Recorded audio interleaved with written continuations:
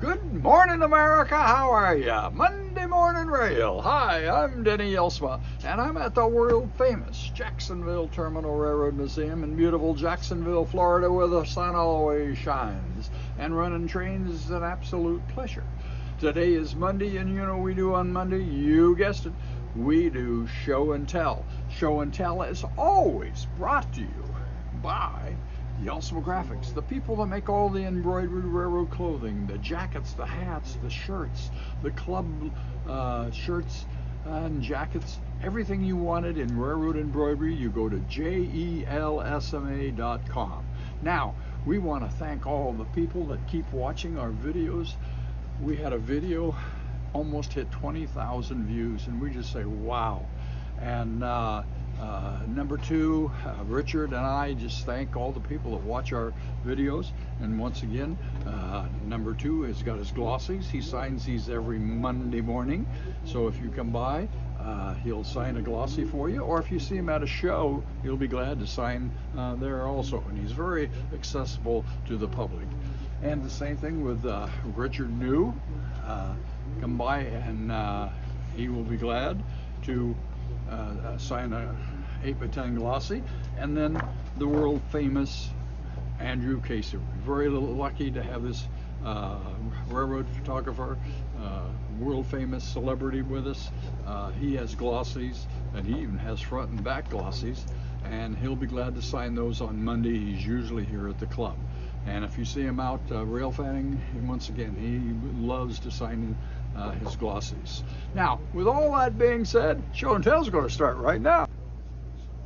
Show and tell for Monday is starting right now, and as I always say, we got an exciting show, and we really do, because I'm really excited to talk about our topic today.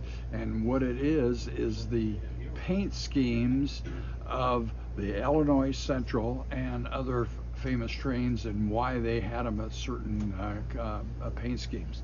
And let's just take a glance real quickly here. The Illinois Central was a huge railroad that was based out of Chicago, Illinois. The president's office was up on probably the 25th floor or way up, and it overlooked the train shed of the Illinois Central and Chicago. And he was so adamant during the 40s and 50s that he would have his watch in it, and if a train was late coming in, or if it was late going out, he was on the phone wanting to know why that train was late. And they were just really had no tolerance for a lot of this. And one of the other intolerance is that anything that ran with a Illinois passenger train, it had to have the orange and brown color scheme. And for an example, they had the city of Miami. The city of Miami first started out with this car right here, and the Illinois Central spent a lot of money on research what people would like to have, and basically they surveyed the Chicago market. What does people think of Florida and all the colors, and they think of flowers, and anyhow they came up with this green and orange scheme. And when they introduced in the early 40s the city of Miami, it was an all coach train, about 7 cars, and they had an observation. The most famous observation for that was called the Bamboo Grove. And this train left Chicago every 3rd day, and then on the opposite day when it would come back to Miami.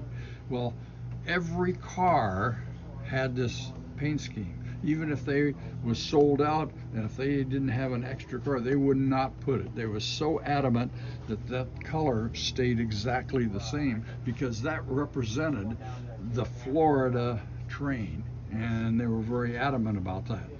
And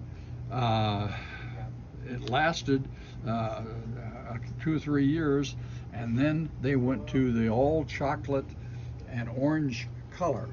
And the Illinois Central's Pan Am Limited, the city of New Orleans, and the city of Miami was really their top 3 trains. Now, naturally, I'm being from the corn fields of Iowa. I like to say the land of corn and the Hawkeye, but they were really kind of secondary trains compared to these other 3 that I talked about.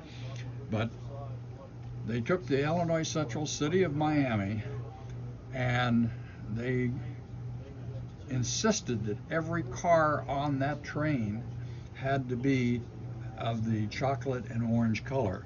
And so they, they added the different cars to this particular train, they wanted to have the amenities to satisfy the customer. They added coach cars and they added sleeping cars. Now, the LIC didn't want to invest in dome cars because in the summertime it was so hot that it was very, very difficult to keep the cars cool. So what they would do is they would lease cars from the Northern Pacific during the winter because they had an abundance of those.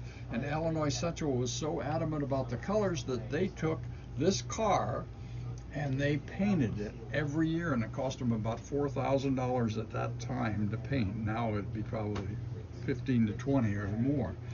And so that's why you would see Illinois Central in dome cars in the Illinois Central.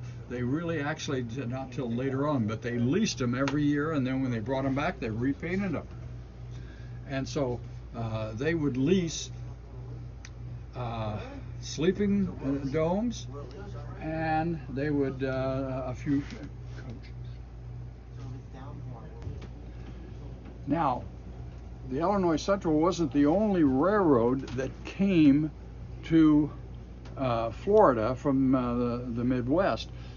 The Pennsylvania had a train called the South Wind. They were not so adamant about making sure the color scheme was right because they used the Pennsylvania Railroad, they used the L&N, Atlantic Coastline, and then Florida East Coast. And so they were not so demanding. And so in the wintertime on the on the South Wind, you saw this car right here in Northern Pacific in Miami, Florida. But the Illinois Central would not allow that. They were so purist and so strict. And at the time of these 2 trains, the number 1 train was the city of Miami. It wasn't the South Wind. And you just read the number, and it was the pride and joy. And so there was a lot of different railroads that were very adamant about making sure that they had all the color of that train. And what we as modelers, we like to model, and I say, is publicity trains. And I'll take a picture of it when it's brand new, and then after it gets going, they have all the foreign cars. A typical example is the Atlantic Coastline Champion, and you saw all kinds of mixed cars in that. And that kind of gives you an idea of why the Illinois Central was so pure. They wanted to make sure that that train was exactly what it was. And with all that being said,